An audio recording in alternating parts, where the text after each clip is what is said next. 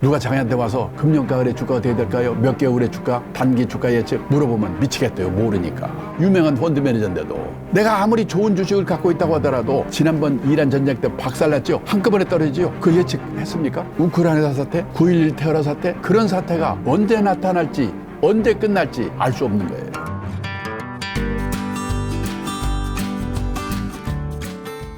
투자 상품을 운용하는 데 성공하기 위해서는 시세 예측이라고 생각하는데, 여기 이름만 말씀드리면 알만한 유명한 펀드 매니저가 뭐라고 하는지 아세요? 누가 자기한테 와서 금년가 을의 주가가 어떻게 될까요? 몇 개월의 주가, 단기 주가 예측 물어보면 미치겠대요. 모르니까. 유명한 펀드 매니저인데도. 그러면 공부하라면서 뭔 공부?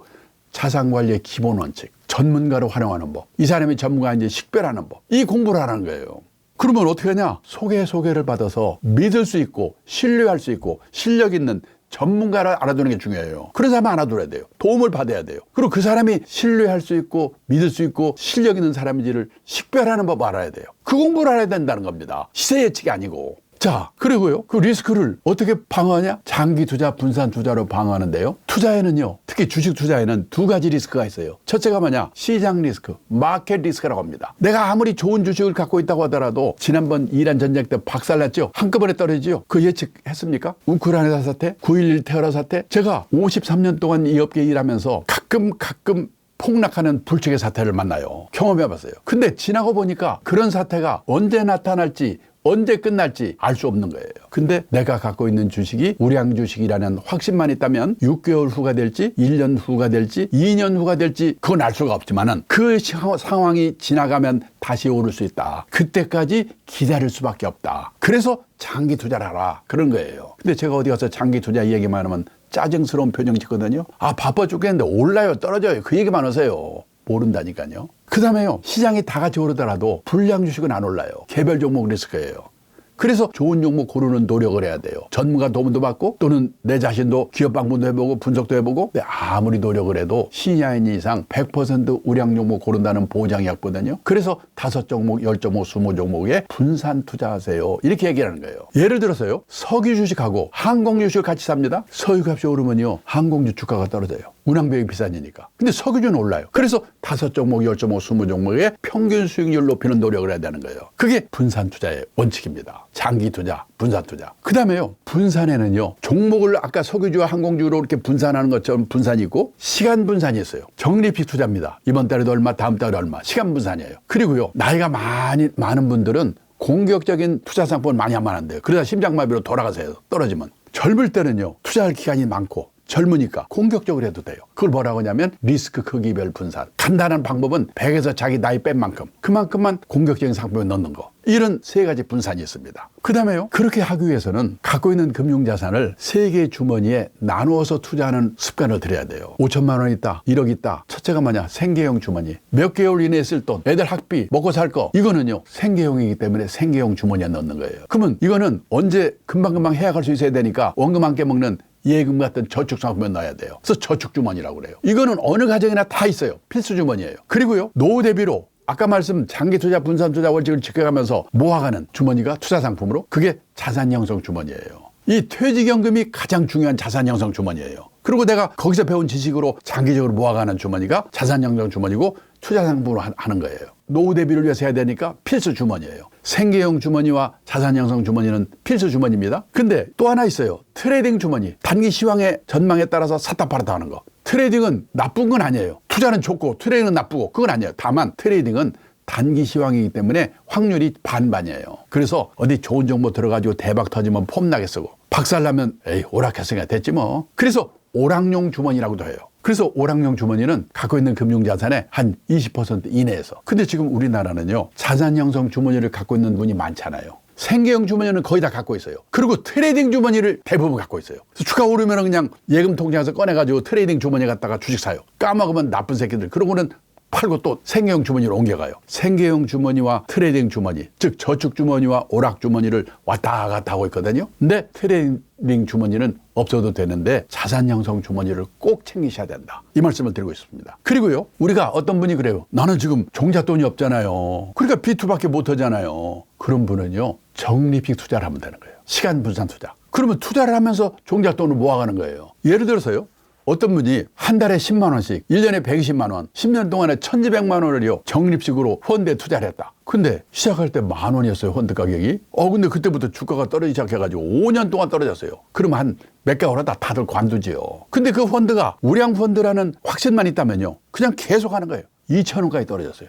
근데 5년 후부터 다시 반등을 해가지고 또 5년 후에는 10,000원 원래 가격으로 돌아왔습니다. 그러면요 어떤 달에는 10,000원에 사고 펀드를, 어떤 달에는 8,000원에 사고, 어떤 달에는 2,000원에 사고, 어떤 달에는 6,000원에 사고. 그래서 10년 동안 뒤고 하나 눈이 오나 투자를 했습니다. 그러면 적립된 금액의 원금은 얼마냐? 10만 원씩 1년에 120만 원, 10년이면 1,200만 원입니다. 그런데요 각각 다른 가격에 실제로 산 펀드의 평가액은 얼마일까요? 제가 물어보면요 사람들이 10,000원 했던 게 10,000원에 왔으니까 그냥 먼 거는 와 있지 않을까요? 1,200만 원 아니에요? 다들 그렇게 대답해요. 그런데요 2,410만 원이에요. 2배가 됐어요. 왜 그럴까요? 예를 들어서 2,000원일 때 펀드 가격이 기분 더럽게 나쁘죠. 근데 그때는요 10,000원일 때는 한 개 샀다면 2,000원일 때는 5개를 사는 거예요. 그래서 그때부터 조금만 주가가 오르더라도요 회복력이 무지개 빠른 거예요. 그래서 원래 가격으로 돌아왔는데도 불구하고 평가액이 2,410만 원 2배가 된 거예요. 이게 적립식 투자의 매직 파워, 마력이라고 그런 거예요. 종잣돈 없다고 억울해하지 마시고 이런 식으로 적립식으로 투자를 해가지고 목돈을 만드시라는 거예요. 그래서 목돈을 5천만 원 만들었다 1억을 만들었다 그러면요 그냥 두면 안 돼요. 그걸로 주식형 다 했다가요 주가 떨어지면 또 원위치 돼버리잖아요. 목돈이 되면요 리스크 크기별로 분산을 해야 돼요. 그렇게 하는 걸 뭐라고 하냐면 포트폴리오를 짠다 그렇게 얘기합니다. 포트폴리오라는 뜻은 뭐냐? 서류를 끼우는 홀더, 금융상품을 넣는 바구니, 보유 금융자산 일람표. 예를 들어서요 대개 자녀 포트폴리오가 어떻게 되세요? 예 아들 딸입니다. 이게 포트폴리오예요. 그러면요 내 금융자산 포트폴리오는 어떻게 짜는가? 자신의 형편에 맞게 짜야 돼요. 형편이 뭐냐? 나이가 많은 분은요 보수적으로 해야 돼요. 왜? 살열이 얼마 안 남고 자기 나이가 많으니까. 젊은 사람은요 공격적으로 돼요. 제일 중요한 게 나이예요. 그래서 아까 말씀드렸죠 100에서 자기 나이 뺀 만큼 남는 것만큼만 공격적인 데 나라고. 두 번째는요 재산 상태. 부자는요 공격적으로 해도 돼요. 재산이 많으니까. 근데 돈이 없는 분은 예금이나 해놓고 일을 열심히 해야 돼요. 근데 현실은 반대입니다. 부자는 오히려 예금 많이 해요. 돈이 없는 분은 저기 미사리 조정 경기장 가보세요. 오전에 어디서 돈 버는 거 가지고 오후에 가서 이판사판을 걸어버리잖아요. 안 되는 거예요. 없는 분은 예금 해놓고 일을 열심히 해야 돼요. 그다음에 가족 상황 6개월에 딸 시집 보낼 분은 그만큼은 단기 금융상품으로 갖고 있어야 돼요. 가족 상황이 포트폴리오에 영향을 줍니다. 그리고 자신의 투자 성향 약간만 떨어져도 가슴이 덜덜덜 떨리는 분은 보수적으로 해야 돼요. 그리고 좀 떨어져도 마음이 태평한 사람은 좀 공격적으로 해도 돼요. 그리고 자금은 언제 쓰고 뭐에 쓸 건가? 노후자금인가 자녀 학자금인가 주택자금인가 결혼자금인가 그거에 따라서요 비율이 달라져요. 도대체 이걸 날 어떻게 하라는 거예요? 이걸 내가 비율을 어떻게 정하라는 거예요? 그래서 뭐냐 우량 금융회사에 가면 이런 거를 조사하는 설문지를 줘요. 설문지에 대답을 하면요 점수가 나와요. 그래서 손님은 몇 점이 나왔는데 나이도 드시고 그랬으니까 좀 보수적으로 하세요. 손님은 공격적으로 되겠네요. 거기서 짜주는 거예요. 근데 그게 귀찮다. 그러면 100에서 자기 나이 뺀 만큼. 내가 60대다? 100에서 60 빼면 40 남아요. 40%만큼만 주식이나 주식형 펀드 공격적인 데 넣고 나머지 60%는 채권형 CMA 같은 안정적인 데 넣으세요. 이런 뜻이에요. 그렇게 해야 돼요. 자 그러면요 그걸 짜놓고 나면 그냥 제대로 돈 버는가? 아닙니다. 정기적으로 점검을 해야 돼요. 그걸 뭐라는 포트폴리오를 관리한다고 그래요. 예를 들어서 어떤 50대 투자자가 100에서 50 빼면 50 남으니까 주식형 펀드에 50%, 채권형에 40%, CMA 10% 이렇게 투자를 했어요. 그리고 이제 기간을 정해야 돼요. 어떤 사람은 3개월, 어떤 사람은 6개월, 어떤 사람은 심지어 1년. 제가 보기에는 우리나라는 6개월이 좋지 않을까. 저는 6개월에 한 번씩 점검하고 있습니다. 6개월 동안은 다른 생각하지 말고 일 열심히 해. 그리고 여윳돈 생기면 그 비율을 쪼개서 넣어. 그리고 6개월 후에 가봤어요. 근데 그 사이에 주가가 많이 올라가지고 그러면 주식형 펀드가 많이 늘어날 겁니다. 주가가 올랐으니까. 채권형이나 CM에는 올랐다고 하더라도 상대적으로 비중은 줄어들 거예요. 그래서 예를 들어서 65대 28대 7로 바뀌었다. 그러면요 늘어난 65%에서 늘어난 부분 15%만 팔아서 주식형 채권형 거기다가 옮겨요. 다시 50대 40대 10으로 돌려요. 왜? 주가가 너무 올랐으니까 떨어질 것 같아서 뭐 그럴 수도 있어요. 근데 팔았는데 불구하고 계속 오를 수도 있어요. 그럼 김새겠죠? 근데 왜 팔어? 50대인 나한테는 주식형 펀드의 비중이 65%라는 것은 너무나 공격적인 비율이야. 나한테 맞는 비율로 맞추기 위해서 그런 거야. 팔고 나서 더 오르더라도 원망하면 안 돼요. 나한테 맞춘 거니까. 그래서 50대 40대 10으로 돌렸습니다. 또 6개월 됐습니다. 이번에는요 주가가 떨어졌어요. 그러면 상대적으로 주식형의 비중이 줄어들 거예요. 40으로 줄었다. 그러면 채권형 CMA는 조금씩 줄거나 아니면 조금씩 늘어나요. 그러니까 상대적으로 비중이 늘겠죠. 48대 12로 비율이 바뀌었다. 그러면 다시 이쪽에 채권형 CM이 늘어난 비율을 팔아서 주식을 옮겨. 다시 50대 40대 10. 이런 식으로 하라는 거예요. 그러다가요, 내 형편이 바뀔 때가 있어요. 형편이 뭐라고 했죠? 나이, 재산 상태, 뭐 가족 상황. 예를 들어서요, 50대였던 사람이 이제 환갑이 넘었어요. 그리고 회사를 퇴직했어요. 환갑도 넘었지, 퇴직도 했지. 그럼 내 형편이 바뀐 겁니다. 환갑 넘고 퇴직한 나한테 주식형의 비중이 60%는 너무나 공격적이야. 그러니까 나한테 맞는 100에서 50에 50 남으니까 50%로 바꾸어. 그래서 주식형이 50. 그 대신 채권형 CMA 비율을 채권형을 50으로 늘리고 예금 CMA 비율을 10%로 해서 40대 50대 10으로 기준 비율을 바뀌었어요. 내 형편이 바뀌었으니까. 그럼 이번에는 40대 50대 10을 기준으로 또 6개월에 한 번씩 늘어나는 걸 줄이고 줄어드는 건 늘리고 이런 식으로 죽을 때까지 하라는 거예요. 그러면 자산 관리를 효율적으로 할 수가 있는 겁니다. 그다음에 또 하나 중요한 건요. 우리 자식들이 연금에 대한 이해를 제대로 하도록 해야 돼요. 연금 준비를 잘해야 됩니다. 선진국이 뭐냐? 부자 나라, 돈 많은 나라 아니에요. 세상을 떠날 때까지 최소 생활비 정도를 연금으로 받을 수 있도록 되어 있는 나라가 선진국이에요. 여기 보세요. 미국, 일본, 독일 노인들에게 매달 주 수입원이 뭐예요? 예, 연금이에요. 이렇게 대답하는 분이 60, 70%, 80, 90%. 우리나라는 그렇게 대답할 수 있는 분이 31%. 왜? 학교 선생님, 공무원, 군인 출신하고 일부 준비된 사람밖에 없으니까. 우리나라 노인들은 뭘 먹고 살았냐? 1980년도만 해도 보세요. 자녀의 도움이 72%잖아요. 그때는 자식이 도와줬으니까. 우리는 뭐든지 화끈해. 지금은 자녀의 도움이 10%로 줄었어요. 몇 년 지나면요.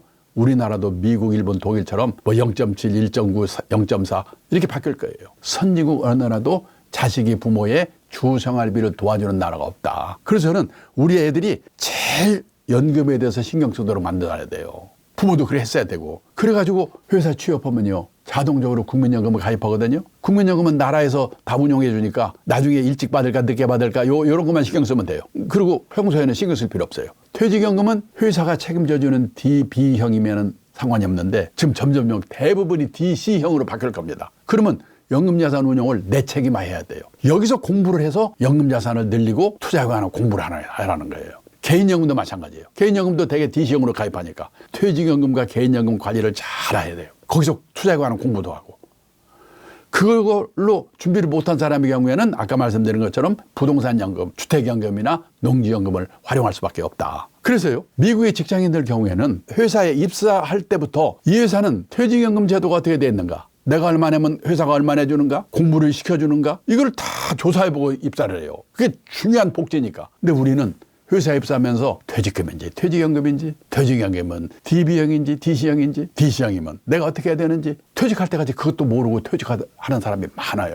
신경 쓰셔야 돼요. 그래서 미국에서는 특히 휘데리티 같은 경우에 고객을 보면요. 퇴직연금 100만 장자 DC형이나 IRP 우리로 말하면 IRP 개인형 퇴직연금 이거의 계좌당 금액이 적립액이 100만 달러 100만 달러 넘는 사람을 뭐라고 하냐면 퇴직연금 100만 장자라고 그러거든요. 지금 우리 돈으로 따지면 한 15억 정도 모은 사람. 그러면 성공한 거예요. 그럼 다른 자산과 활용해서 행복한 노후를 맞을 수 있으니까. 휘데리티에 작년에 보니까 DB형하고 DC형 합쳐서 100만 명 정도래요. 근데 휘데리티의 시장 점유율이 20%니까 미국 전체로는 500만 정도의 직장인이 연금 100만 장자예요. 우리나라도 조금만 신경을 쓰면요. 100만 달 장자까지는 못 가더라도 50만 장자는 얼마든지 가능합니다. 그러면 행복한 노후를 맞을 수 있어요. 그래서 우리 자녀들이 연금에 신경 쓰고 가지고 연금 자산 운용을 열심히 하고 거기서 배운 지식으로 다른 자산 운용하는 데 활용하도록 도와주는 일. 이게 부모가 해야 될 일이에요. 그러기 위해서는 퇴직연금 가입자의 주인의식이 필요해요. 입사할 때부터 우리 회사의 퇴직연금 제도가 어떻게 되어 있는가 열심히 보고 그리고 내 책임이니까 자기 책임의식을 확실히 느껴야 되고 그다음에 노후에 대비한 장기 자산 운용은 단기적으로는 올랐다 떨어졌다 가격 하락 리스크가 있더라도 장기적으로는 예금 금리보다 높은 그런 수익률을 기대할 수 있는 주식이나 주식형 펀드에 운영해야 된다. 이런 인식이 확실하게 정착되어 있어야 돼요. 그래서 우리 애들에게 연금의 중요성 그리고 DC형 연금의 경우 자기 책임의식 그러면 연금자산 운용하는 데 필요한 투자 지식 이 공부를 회사 입사와 동시에 열심히 하도록 우리 자녀들을 교육시키면요. 걔네들이 노후 걱정 없이 나중에 퇴직을 하게 되면 부모의 노후도 행복하게 된다. 그래서 자녀 리스크를 막을 수가 있다. 그래서 저는 자녀의 자립교육에 대해서 오늘 제가 말씀을 드렸습니다. 한번 실천하시기를 부탁드리면서 제 강의를 끝내겠습니다. 감사합니다.